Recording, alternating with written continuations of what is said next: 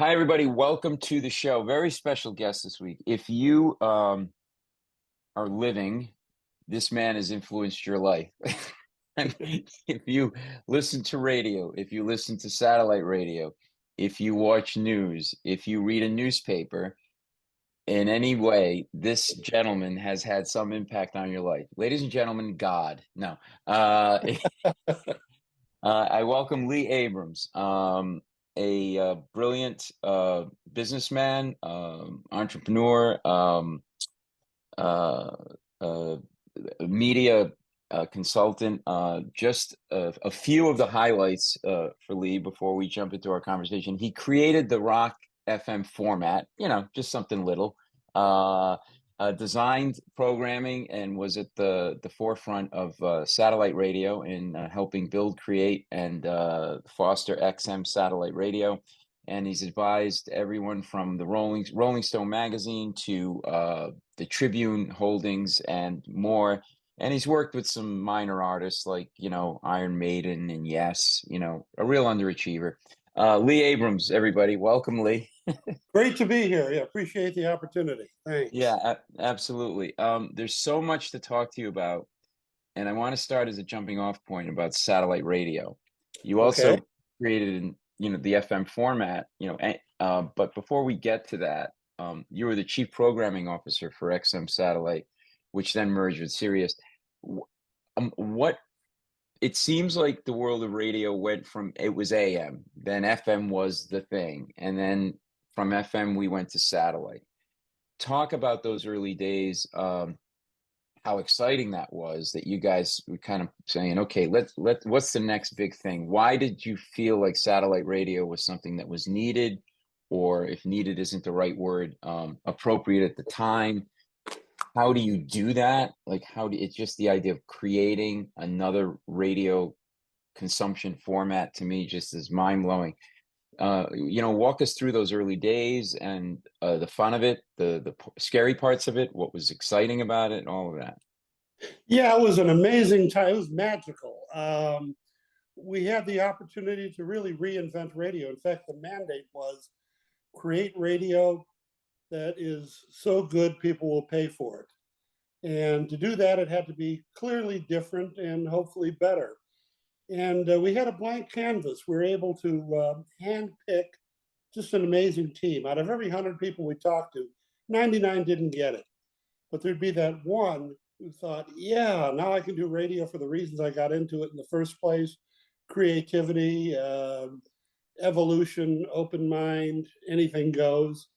And with 50 and later over 100 channels, we had this great team, and we used to do Hey, boot camp. can I ask you something? I'm sorry, real quick. Sure. Do you have headphones that you can talk into? Do you have Actually, anything? I don't. Is that a That's fine. problem? That's fine. We'll just keep going. We'll just cut that little thing out I just did. So Okay. you had radio. So you mentioned radio boot camp, but before you get to that, you said for every 100 you talked to, the 99 didn't get it, but one did. What wasn't? You're talking about the on-air talent, the business side of FM radio. Who wasn't getting it, and why weren't they getting it? No, we were hiring programming people, which were program directors, Mm-hmm. production people, Mm-hmm. sound imagineers, and disc jockeys. And a lot of people thought, "Oh, there's nothing wrong with radio. I got a good job." Then there'd be another person who said, "Oh no, radio's all screwed up. This is an opportunity to really advance the medium." And so it was a blank canvas, and we had these boot camps, we did dozens of them, which took the staff, usually offsite, and really re-educated them, cleansed them from everything they ever learned about radio, and retaught them the XM way. And it sounds, oh God, boot camp. No, it was wonderful. It was liberating for these people. And again, we hired people who wanted to be liberated. And we had a cliche buzzer. If anybody came up with the cliche, they got buzzed, and three times, and they were fired. So that nobody was fired, but that got the message across real quick that we weren't doing funny morning shows with a female news kick, With news, a like all yeah, that kind of stuff. great Yeah, stuff. yeah. Two for Tuesdays, which was great in 1973, but this was decades later. And so we really had a creative thing going where people were able to really rethink radio within the framework of the XM mission that we created. And I'm sorry. No, I was going to say, what were some of the bad habits that you had to break people of from that world of radio? Because, like you said, 73, cutting edge. What you're doing in FM, you're not doing in AM. You're breaking the mold. But then, as time goes on, people sort of human nature, you lapse into just the same old, same old, same old, right? And you don't get creative. And so, what did you have to break people of, and how did you see satellite being able to be this liberating experience for them? Well, satellite was the liberating experience because that was our mandate. Let's fix radio. Let's create a whole new sound. And some of the things that we had to cleanse out of people were these ridiculous rules about playlists, that they had to be a certain size. We had short playlist formats. We had one channel which just played the 20 top songs over and over again for younger people. That's all they wanted to hear. But Hmm. we also had reggae channels, jazz channels, blues channels, and within let's say rock, for example, we had a format that was just played the top tracks if you did want to hear Bohemian Rhapsody every day. But then we had deep tracks, which really was reminiscent of the early freeform days where you could hear anything. Then we had the loft, which was kind of a mellow rock. We had fine tuning, which was progressive rock, where you'd hear 10-minute King Crimson songs and Fish. And we had a liquid metal, which was just hardcore badass metal. And we had the boneyard, which was more just hard rock, Aerosmith and Van Halen. So we had all these opportunities to create niches within these major genres. Same thing in country, same thing even in classical. We had serious classical stations and we had more pop classical stations. So freeing people of the rule book, the playbook that had been developed in the 70s and 80s was real important. On DJs, little things like talking over the music so you could hit the vocal. DJs thought, "Wow, how impressive!" and impressed each other. But the audience said, "Shut the fuck up! Play the music. I don't want to hear Yeah, the beginning of the song." yeah. There are things like that. And production-wise, radio stations were still using Star Wars sound effects, pew pew, laser and big voices. No, we got to create theater of the mind. Take people on a voyage, a sonic voyage with our production. Right. So we broke away from all those goofy sounding cliches and slogans. Back in the 80s, it seemed like every rock station was "We rock harder," and I mean it was just so cheesy, so Well, cliche. it's funny, I have this thing about sport. Like I like to listen to sports talk radio, right? Every single station has figured out that any voiceover has to be you're listening to the Sports Hub 92.7. And it's like I don't know that it's so old school to me. I don't get that. And even Oh like ESPN, they have whoever when they bump to commercials, there's that one guy who talks. This is brought to you by Chick-fil-A. And it's just this weird forced like testosterone driven programming of choice. yeah, I don't we tried to get people out of announcing and just talk. And there Yeah. were different tempos, and some of the channels had no disc jockeys. For example, we had an environmental channel, which was just really chill music. And Mhm. why have a disc jockey? That'll just interrupt the Right. flow. Other channels were intense in that, like our 60s channel, we tried to replicate top 40 radio in the 60s, even with the reverb and the old jingles. We wanted to take people on a mind trip that took them back to 1965. And Yeah. that station had a real top 40 energy that is really, by today's standards, kind of goofy. But if you lived through the 60s, it was the radio you grew up with. And some channels, were very mellow. Some were in your face. Our metal channel was certainly in your face.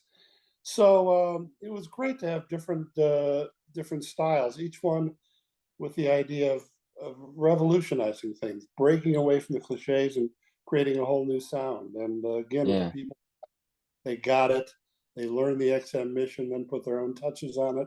And the result was really some fantastic channels. Yeah, I mean the environmental channel sounds like you could just have like a track of birds chirping and that could be cool for people, right? Right? Like Yeah, anything, right? those are birds chirping. We heard from Blue Jays and Cardinals. None of that. 6:36. Let's get some traffic. Did you did you like so you know what this reminds me of? I don't know why. So I was one of the original writers on the Daily Show, and this was before when Comedy Central was like now Comedy Central, right? So it was a smaller network, and there was you could they just like we were literally kids down in the basement with a chemistry set, and they'd let us try things, and then we'd get yelled at because we went too far with jokes, and the Doug Herzog, the president of the network, would come in and yell at us on a Friday, like your dad yells at you for like, what were you thinking to do with the thing? But he would yell at you with like a smile on his face because he kind of wanted us to push, you know, Right. and the creative freedom.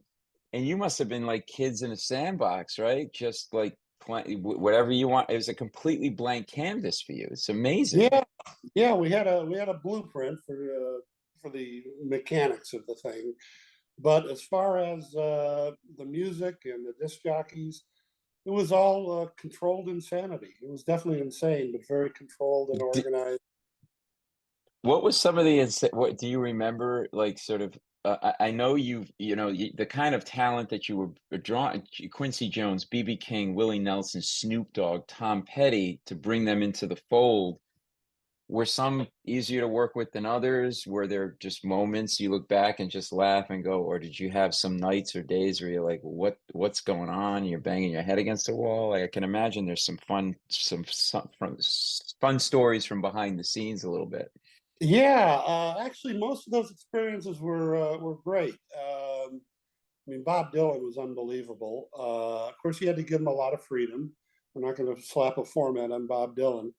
He was And unbelievable in what sense? oh, first of all, it was him. The greatest poet of the 20th century. But he really put thought into it and had a show called Theme Time Radio Hour, where every week was a different theme.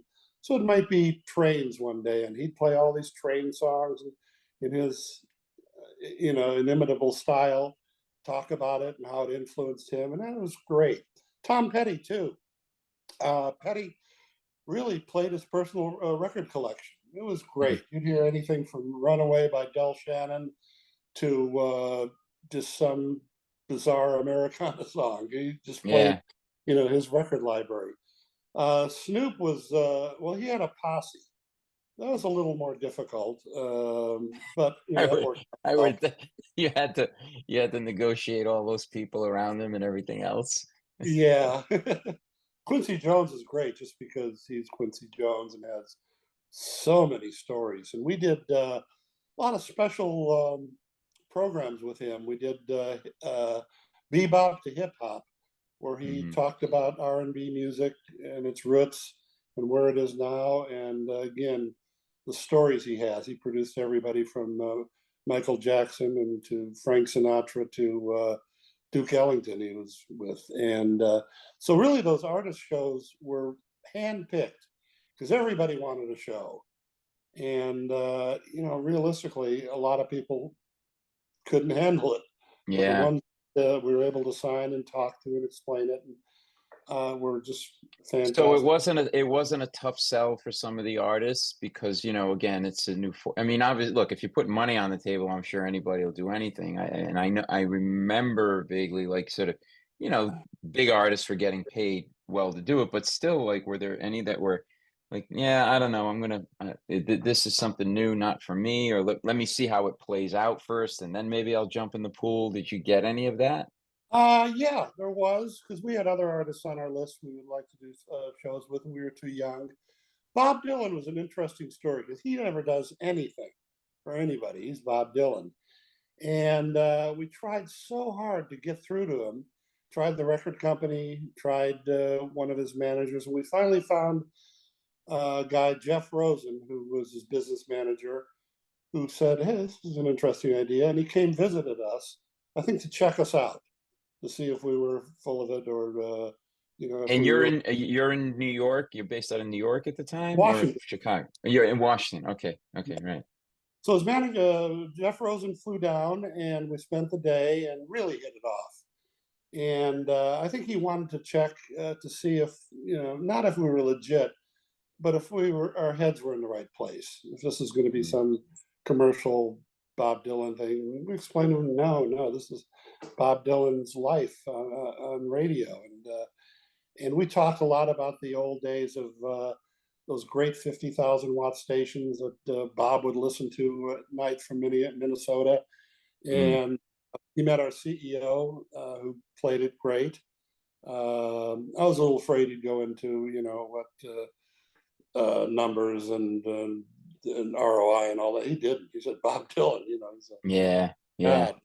And so we passed the test. But that was probably the hardest one, just again because it's Bob Dylan, and he yeah. really is like this. Where do And you think? Oh, sorry. Go ahead. no, go Go ahead. ahead. Where do you think Dylan? He's so young, but wrote like an old man. I mean, that is a compliment, right? He wrote with such gravitas at such a young age, with such not just soul, but sort of depth of thinking. Did God just touch him with that ability? Like, where does that come from in a person like that? Do you think?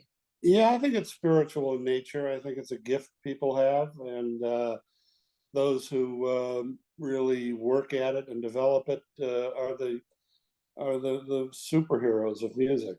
And Yeah, yeah, I don't think he just one day said, "I'm going to write songs." I think it was in his DNA from birth, yeah, and his timing was great because we had that kind of folk boom in the early '60s, and boy, he led that, and is a it spread out to mass appeal, and he's Bob Dylan. And again, the timelessness of his work too is it still sounds as the times they are changing. I listened to that the other day. It's as valid today as it was in 1963 or whenever it came out. So he's a special case. yeah.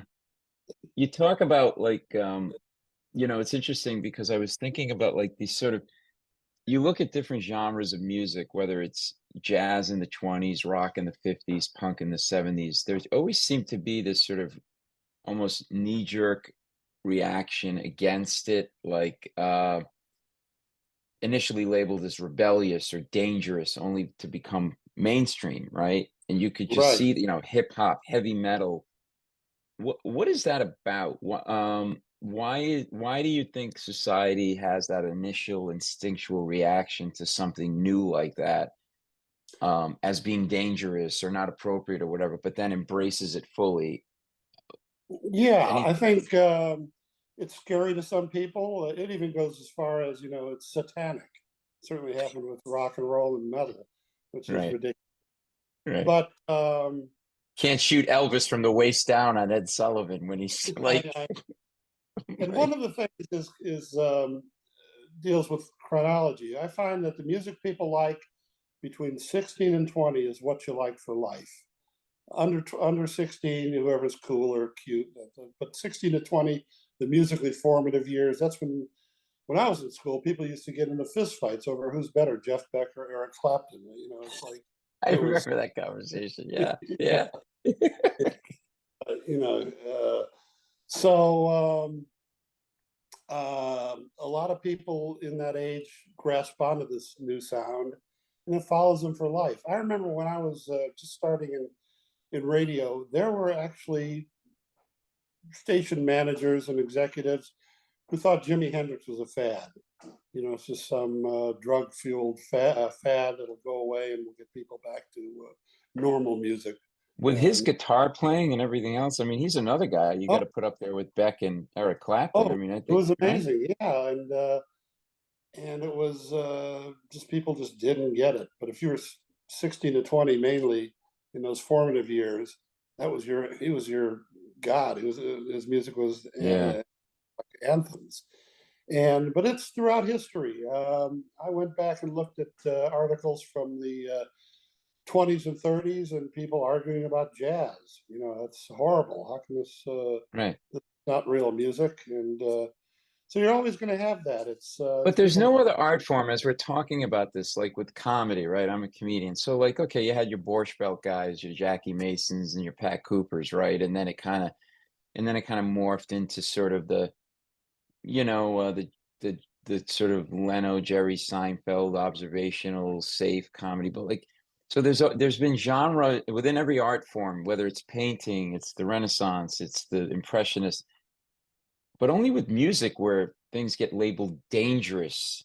Or what is it? What is it about? I mean, it's just a different sense that you're using to consume a piece of art. My ears instead of my eyes, right? Like, so what is that about, you think? Well, music's a very personal thing, and if you're not part of a generation that likes a certain style, it's just first of all, it's heavily exposed, so there's a lot of Right. exposure to sounds.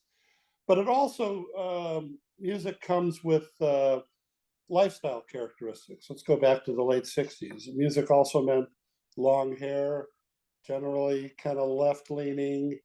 It meant uh, just an openness, and a lot of people rejected that. I remember if you walked into the wrong bar in 1969 and put on Jimi Hendrix, you could get the shit kicked out of you because that's not music. Put on Right. some um, Right. things.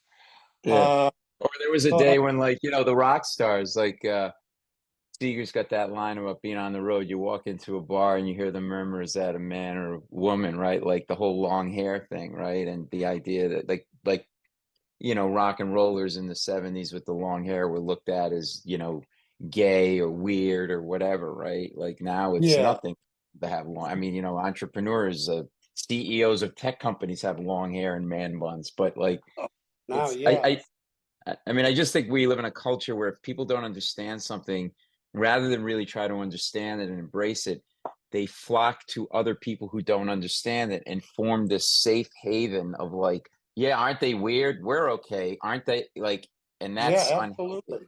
And I Well, think that's wrong with our culture. disco was a great example of that. Talk about divisive, Mm, but it was never really a racial or gay thing. The thing that rockers didn't like about disco was several things. One, they were used to real guitars and sweating drummers, and disco was about electronic music and drum machines. right. Rockers were about long hair, and discoers were more about looking sharp. Yeah, Um, Rockers were used to a concert, festival seating, jam your way up to the front. Discos, if you didn't look right, the bouncer wouldn't let you in. And right. there's so many other social reasons behind the anti-disco campaign, and it just looked it actually offended rockers, which is kind of ridiculous. But they Were you thought it was always able to keep an open mind about it? I grew up Italian, right? So my mother had this thing, especially like she never wanted us to come off like the Guido Italians, like, hey, how you doing? With the chains and the whatever. In fact, one time, a girlfriend, not a girlfriend, a girl I was dating in high school, she gave me the gold chain with the horns, right, with the thing. right. And my mother saw that. She literally ripped it off my neck. You are not wearing that in this house. So we dressed not like the kind of John Travolta Guido Italian and Saturday Night Feet, right? So I had this built-in bias against disco music because I think my mother had ingrained in me like, well, that's what the Guido Italians like. But I have, as later in life, I came to respect it. And like the Bee Gees, I thought it was at the time, it was a little before my time. But when I first heard them, I thought they were a joke, they're whatever. But when you really listen to some of their music and their lyrics, they're legitimate artists like anybody else. It was just an art form that took a while for me to get my head around. Yeah, it So it was was very, interesting. a lot of the music was very well produced, and Bee Gees are a great example. You listen today, and the production values and the melodies and the songs are fantastic. Yeah, So I think it was more the disco lifestyle that people did. Again, rock was about smoking dope. Disco at the time was about drink champagne and coke. yeah, And I mean, I could see you with your shirt unbuttoned and a couple of gold chains back in the day, doing a little Well, bit of the whole like, our staying station, alive. many of our clients actually did disco demolition, in the name of rock and roll. You probably remember the Chicago event, Oh, yeah, and yeah, that yeah, yeah, client, and it was interesting. Some people are like, "Yeah, right on." Others, it's like burning books, and others yeah, were just appalled. How can they blow up records? It's yeah. terrible. So what But did you see? What did you see that was lacking in AM that FM? So let's step back in time now, the precursor to satellite, right? So AM is AM, and around for going back what to the 20s, 30s, and then it sounds like, the same thing, right? Well, the precursor to satellite. Like, what was it that was lacking? What did you see as the potential for FM? And then once you got into the world of FM, obviously, like anything, you probably discovered other things that you could do with it, or as a result of it, that you didn't even see in your mind's eye when you created it. yeah, well, FM really started in the 1940s, but didn't take off till the 70s. And the main vulnerability in FM was sound quality, because this was a time people were investing in component stereo systems and 8 tracks in their car. And AM sounded terrible playing Led Zeppelin or Jethro Tull. It just, it was all kind of muffled. And so the fidelity, and also stereo, because stereo was again really emerging as a Because important. AM was mono, meaning if you had two speakers in your car, Yeah, nothing was separated. It was all just coming in as one signal through both speakers at the same time, right? So yeah. there's They did have AM stereo for a while, but that was static in 2 channels. So it didn't make any sense. right. But when we created our format, we realized there's a huge audience of AM listeners we call vulnerable top 40 listeners. They listen to the big AM station in New York, would have been WABC. In Chicago, it was WLS or WCFL. And the problem is, these people liked every fourth record they heard on an AM station. They love it when Sunshine of Your Love came on. Then it would be Bread and the Carpenters and Herb Alpert. And, I didn't necessarily hate the music, but didn't really like it. And then would come a Beatles song. They loved that. So we decided to create a format geared for the vulnerable top 40 listener. And the way we did that was maintain familiarity, but change the familiarity factor from song to song title. In other words, on top 40, AM top 40 in the 60s, you know every song. What we wanted was you could know every artist, but within that artist, you could play dozens of songs. Because we were finding like somebody be listening to radio, AM radio, and hear Santana, Black Magic Woman. That's all they'd hear. On our channel, you'd be able to hear Black Magic Woman, plus dozens of other Santana songs that were familiar by artists. Because the second you heard it, oh, that's that Black Magic Woman group, but it's not Black Magic Woman. Wow, what is this? And then we'd Right. Cream and Hendrix, but we'd play the singles, but really focus on the depth of the album. And so what we got was a commercial station that didn't lose its progressive identity. It was progressive but very accessible. And those kind of formats really couldn't happen on AM. Another thing with AM is a lot of them were really making money and didn't take FM seriously at the time. I got How did they look at it? What was their take on it? for classical music and Dennis office music. You can't put rock and Mhm. roll on FM. Rock belongs on AM top 40. Yeah, And surprise, you put it on FM, and within 3 years, AM rock radio is pretty much toast because everybody's listening to FM now. Better fidelity, depth in the music, disc jockeys that were talk to you instead of "Hey, everybody, 9 o'clock" in the and it was a whole new sound that was just in sync with the era. But the real main two reasons behind FM success is the fidelity and new formats, new yeah. ideas, and And because there wasn't. what were the challenges for you in sort of, so how did that work from a business standpoint? So There's a WCBS AM radio in New York City, let's say, right? Or I guess maybe it would be WGN in Chicago, where you're based out of, right? So, like, are you going to the corporations that own these signals for AM and saying, I know it existed in the 40s, but like when it really made its hit in the 70s, how did even that work? That like 92.3 became a station on my radio dial in my car. Like I'm Yeah, fascinated by it took going to, well, there were a lot of radio stations, FM stations, that had these huge signals. And I mean, really loud and powerful, but they were hidden in closets running automation tapes. And so I went to these companies and said, you have a gold mine sitting there in a closet called your AM FM station. And if you mobilize it, you can get probably a 3, 4, 5 share, whatever. And a surprising number of broadcasters sort of said, okay. One main one was Taft Broadcasting at the time, huge company. what was it called? Craft? Taft, Taft. T-A-F-T, Mm. and yeah, big company at the time. And well, make a long story short, I had one station in Raleigh, North Carolina. That was the first client, and it went to number one in 90 days. It was just a huge, and it was a perfect market for a big college market and all that. And a rep firm called Crystal, which was a advertising representative for stations around the country.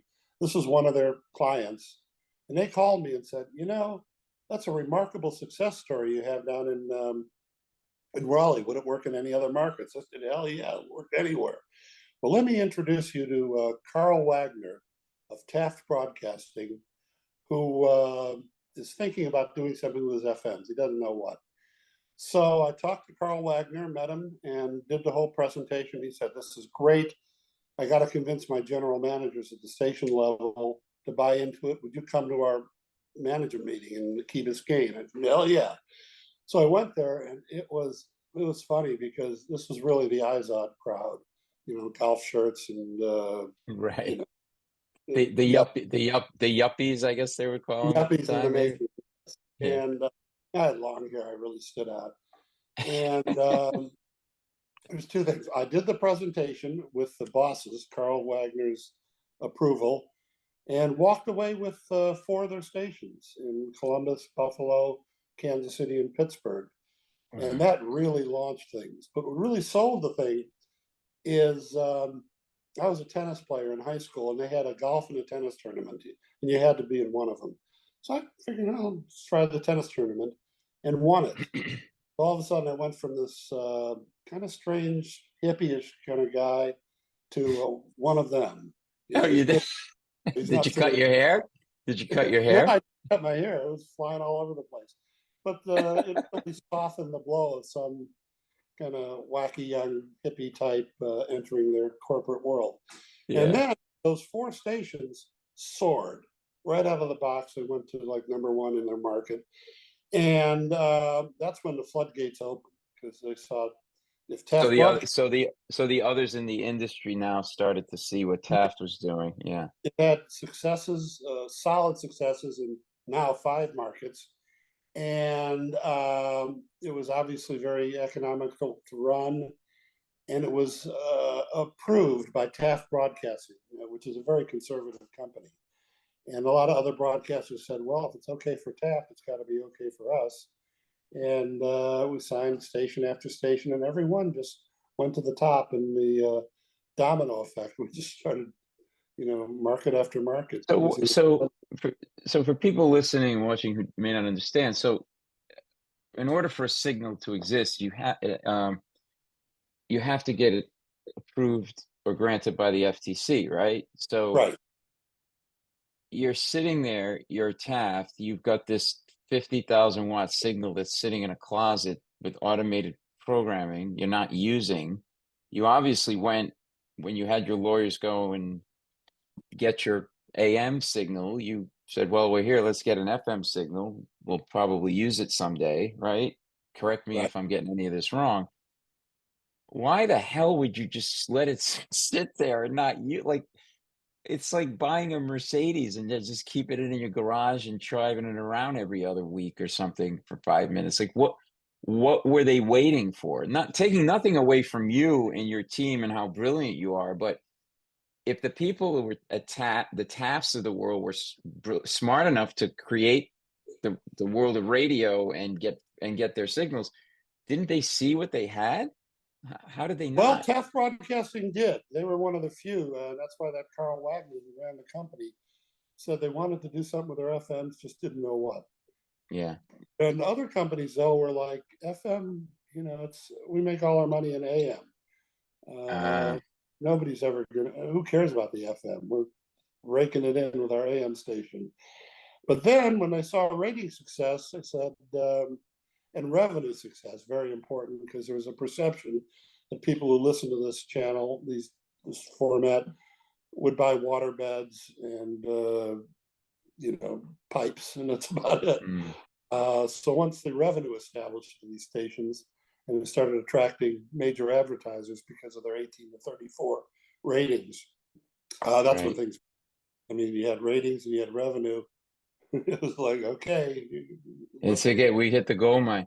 How do you see, you've been part of the music industry, radio, obviously, for decades, but like, we have technology is such a big part of our lives now in politics and then the social dynamics and social media. And um, how do you see music's role, I guess, in documenting and influencing where we are now, where we go forward? Because it always had a role in society, but society in the 70s and 80s didn't have social media. It didn't have technology changing the way.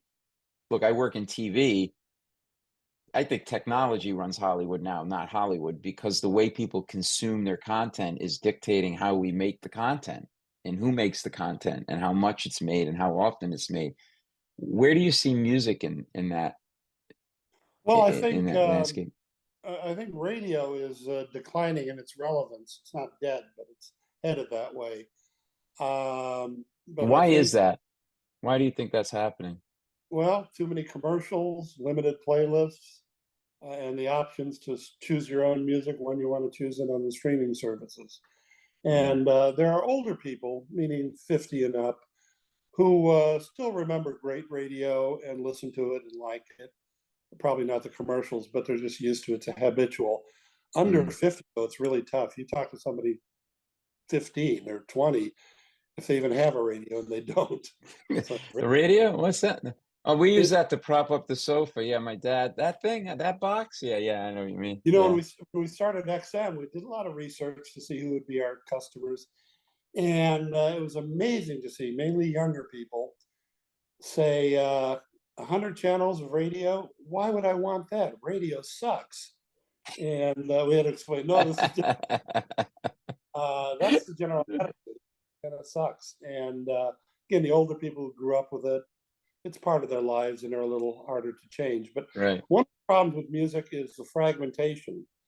There's other than a few major stars in the Taylor Swift category, it's all over the road. It used to be a half dozen or a dozen genres. Now there's hundreds of them. And I'm even personally, with Apple Music, I'm discovering all sorts of new things, I'd never hear on the radio. It could be Yeah. everything from an old Hank Williams song to just some weird progressive rock band. So it's very fragmented. There's no radio used to be a unifier. Boy, it goes on the radio and that artist's career really has a shot. That doesn't happen anymore. In some ways, it seems like it's harder for an artist to break out, but in other ways, it's easier. It's harder, and I mean this for video content as well, television shows. There's so much content. How do you break out? I can't tell you, like in the last 2 months, I've had three different shows. This is TV for minute streaming recommended to me by people. One was a straight up documentary. The other two were fictional. Well done. Whether it was Netflix, Amazon, I don't remember exactly. And that's the point. I can't even remember where I watched it. But more importantly, I saw no advertising for any of these three series that I watched or movies. They were top notch, well done, well executed, top names behind in front and behind the camera. My point is there's so much content out there. If you're a musician, um, is it harder or easier? I would think it's easier in some way because you can just be entrepreneurial, and with basic technology, you can make good sounding music and just post it on your website and on social media and hope you hit. But how do you see it right now? I think it's extremely difficult. First of all, there's so much music out there. A lot of it really isn't great. Yeah. Uh, it's just And the slapping. same thing with same thing with what's streaming on Netflix, Amazon, or whatever. They need to put so much out. It's the quality is definitely watered down. But go ahead. Yeah, the quality is definitely watered down. And again, there's no one place to break an artist. You gotta get it on all these different platforms, and it's so competitive. Cutting through is it's just really difficult these days. Yeah, yeah, Uh, and again, but it starts with talent. If somebody has talent and a really amazing sound, great production, great melodies, great songs, eventually they can break through. It starts with that, but even there, it's just tough with again, record companies are eliminating their radio promotion department because it doesn't yeah, doesn't do any good. So it's tough. I mean, you got to just cut through the clutter and a yeah. lot of luck too. So it's a, You have a great newsletter that I read, and there was uh, the one you did recently about the balance of science, business, and art, and you say the harmonious balance between art, sales, business, and the new digital landscape. It's a really great read and really insightful. And there's the final line, and it's very powerful. You say, we can either seize the opportunity to align ourselves with this new awareness or remain in a state of confusion. Living in omnivision where all perspectives converge is the key to navigating this transformative era. Uh, I'm finding that, have a podcast, I perform live, I perform on TV, but you also have to have a business sense. And how do you, as we were just saying, there's so much out there. How do you break through the din and the noise? And are people getting what you're saying? What are people missing in that? How do people do that? Because you've also had experience, you've restructured networks. You helped found TNT. You've worked in all form of media as a consultant, as someone that restructures. Like what? How do we strike that balance? yeah. It starts with exactly just that, putting equal importance on the creative, the business, the sales, the administration, the technology. Right now, companies are just tend to be very focused on revenue and the business side of it. And that's great, but great art creates revenue. Bad art doesn't. But the artistic approach to media is all but, at least in a lot of cases, is gone. Well, Uh, because it's two things working against each other. It's being risk averse, right? Maximizing shareholder value, but being risk averse at the same time. Look, it's one thing if you're selling toilets, you don't have to be risk averse. A toilet's a toilet, and people need to take a shit. So you're pretty good business, right? People are going to buy toilets, right? But when you've decided to go into a business that's highly subjective, you have to be a risk taker in order to really succeed. Otherwise, you're just going to be putting out pablum and the same bullshit, and no one's going to care and no one's going to buy your product. So it's always been like art and commerce have always sort of been fighting each other a little bit, right? yeah, they need to merge and become one powerful unit. Apple is probably a good example of that. In that, obviously they got their business down, obviously they got their technology down, and creatively they're not very good, in my opinion, at creating programming, but they're outstanding in creating new devices. Yeah. So that's one company that seems to be harmonious. Other companies, I won't name names, don't want to hear new ideas. They're either scared of them, or the top guys are just working out their contracts, making a lot of money, and don't want to upset the apple cart. You Mm. find a lot of that. They're just so set in their ways. We've always done it this way. We'll continue to. And those are the ones I think are extremely vulnerable. And I see that in television news. That hasn't changed in 40 years. It's just new lipstick and new slogans. but television news also very conservative business. Yeah. And well, I just see a tremendous opportunity in a Yeah, talk about what you're doing with that in that area. You've got this sort of new idea that sounds fascinating and really sort of cutting edge in the next generation. yeah, it's similar to what we did at XM. Blow up the news playbook. Forget news that on television had never existed before. What would it look like?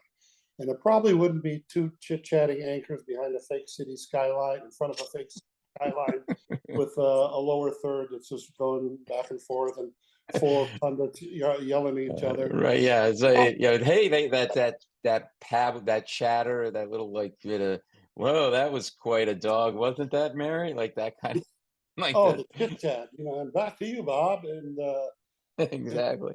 talk about cliches. It's much worse than radio. So the idea is really blowing up the playbook and creating a 2024 version of what news can be and make it exciting, energetic, and How do you do that? Can you talk a little bit about what your vision is for that? How do you do that? yeah. I mean, it'll take an hour to go through everything, but the key takeaways are eye, ear, brain, where visually it's stunning. Instead of an anchor or a reporter standing in front of a factory that burned down 6 hours ago, it's just movie like, big pictures. And so it's visually stunning. Ear, every story has a soundtrack to it. Right now, news music is very percussive. Dun dun dun dun dun tonight at 10. Um, this is Right. where every story has a soundtrack to it, which elevates the storytelling immeasurably.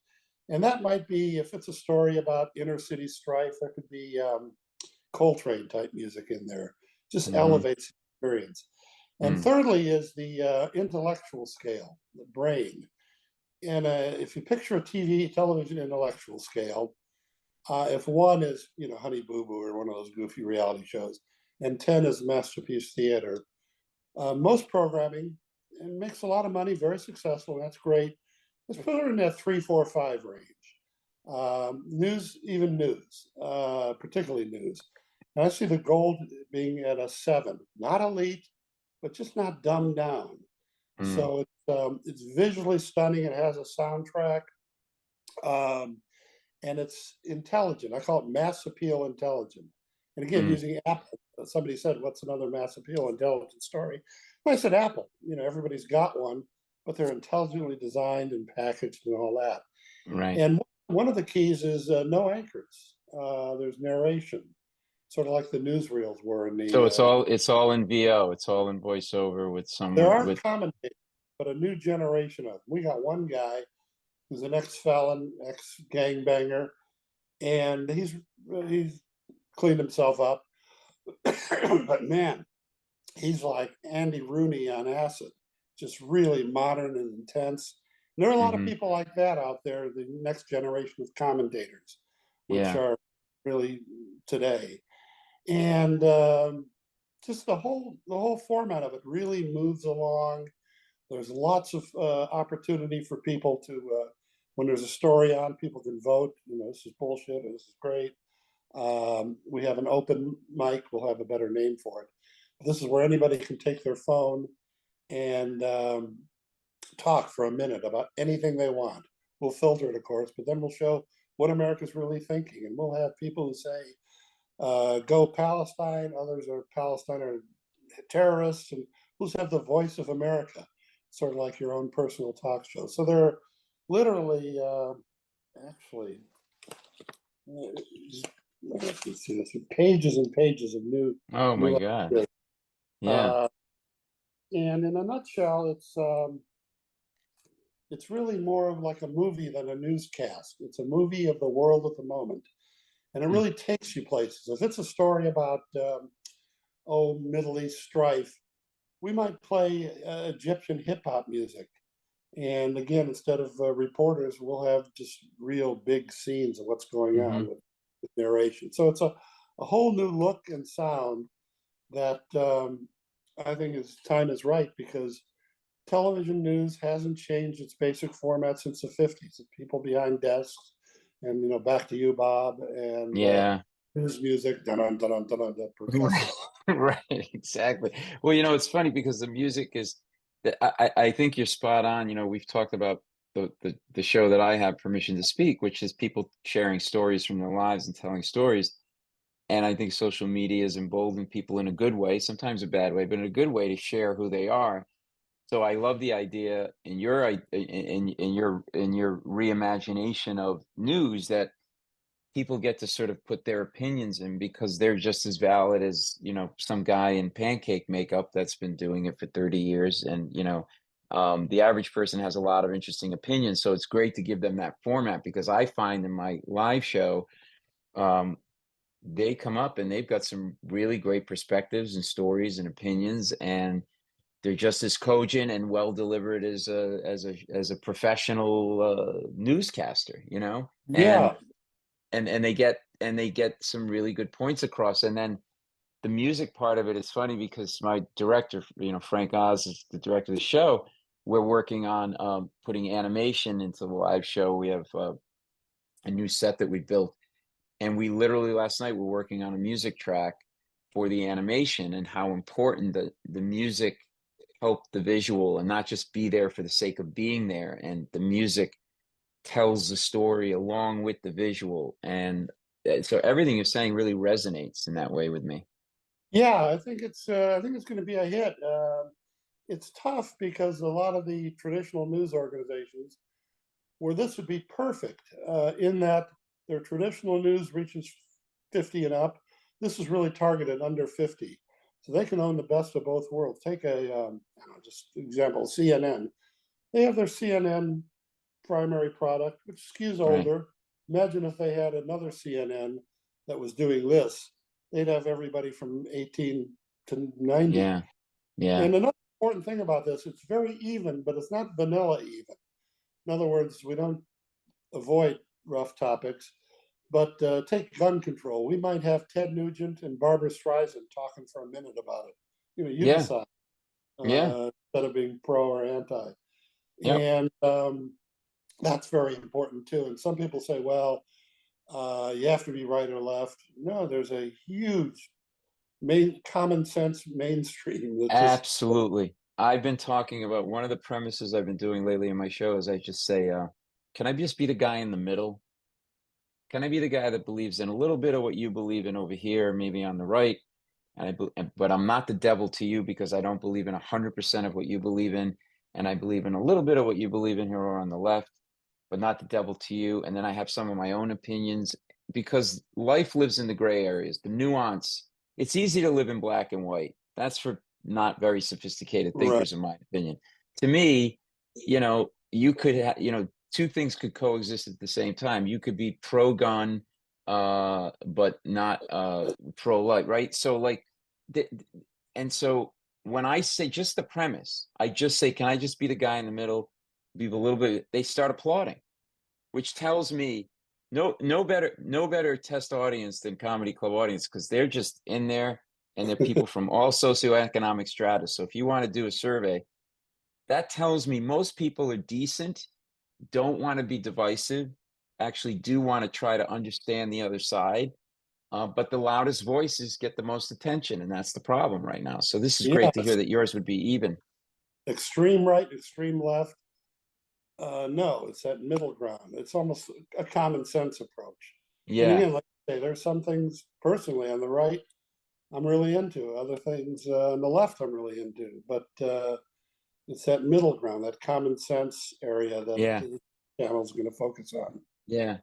And I want to we should do this again because there's a whole bunch of other stuff I want to talk to you about just how you went in and Tribune TV stations and newspapers and restructuring and how you did that and how you get people who are entrenched. You seem to be good at getting people who are entrenched in doing things a certain way to get out of their own way and maybe try something new. And just for a second, tell me, like, how do you do that? Because that is so hard, especially if someone seems to be successful at what they're doing, or at least in their own mind, they're successful. It's like, well, but why am I doing this, Lee? This has been working. It's fine. And you seem to be able to get people to sort of take a turn. How do you do that?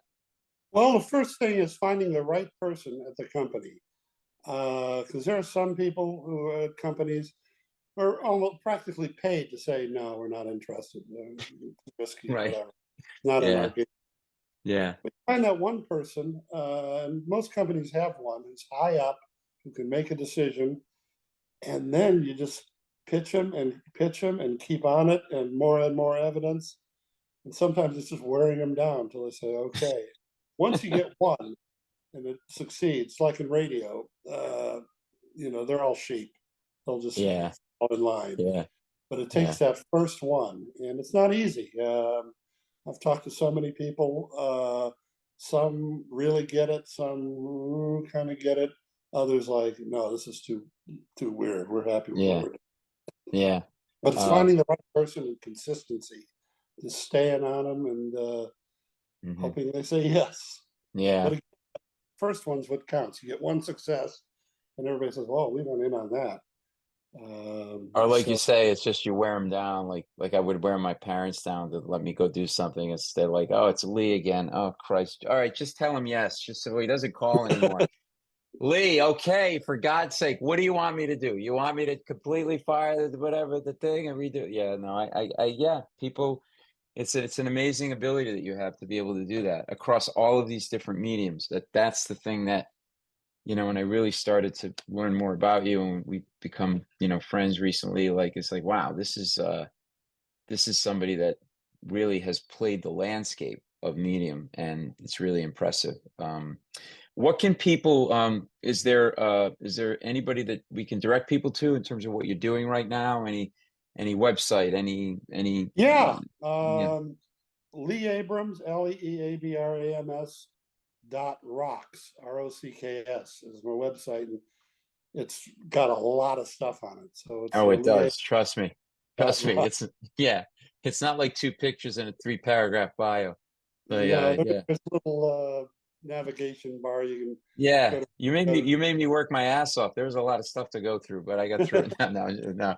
But this has been great, and this is why I love to be able to do the podcast, is because I think it's important for the shows to expose people to people that they may not know that they should know, in right. terms of what not just that they've done and the influence that you've had on people that you'll never meet them, they'll never meet you, but just all these mediums that you've worked in, but also you're always a forward thinker, and now this reimagination of news, for example, this if this happens in the next year or two, they can say, I remember hearing the guy who created this or whatever. So I'm really glad Perfect. that we got you on, because I think that it's important for shows like this to kind of certainly give people what they know or like, but also give them things that they don't know or people they don't know that they should know. So Right. I'm really No, happy it's that you were able to. great.